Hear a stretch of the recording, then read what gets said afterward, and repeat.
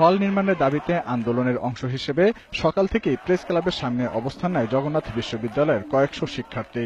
ফলে প্রেস ক্লাবের সামনে প্রায় 3 ঘন্টা যান চলাচল বন্ধ থাকে। ছাত্রছাত্রীদের অভিযোগ, গত 10 বছর ধরে প্রশাসন নানা আশ্বাস দিলেও হল নির্মাণের কাজই শুরু হয়নি। তাই পুরনো কেন্দ্রীয় কারাগারের জমিতে আবাসিক হল নির্মাণের দাবি তাদের।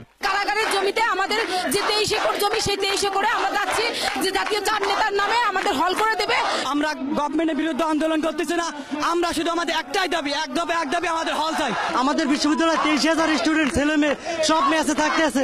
এর কারণে বর্তমানে জঙ্গি সন্ত্রাসের নামে আমাদেরকে প্রতারণার শিকার হতে হচ্ছে। আমাদের একটি বাসস্থানের সুযোগ করে দেয়, এটা আমাদের ন্যায্য দাবি, প্রাণের দাবি। প্রায় 3 ঘন্টা অবস্থানের পর বিশ্ববিদ্যালয়ের প্রক্টর আশ্বাস দিলে অবস্থান ধর্মঘট তুলে নেয় তারা। জঙ্গি হামলা পরে মেসের প্রতি একটা কড়াকড়ি আরোপ করাতে সাইকোলজিক্যালি ওদের উপরে টর্চার এক ধরনের ওরা ফিল করে, সাইকোলজিক্যালি তারা ফিল করে। ফলে তারা এখন আর হলে থাকতে চাচ্ছে, মেসে থাকতে চাচ্ছে না, হল চায়। কিন্তু হল চাবে, হল আমরা দিব, চেষ্টা করতেছি।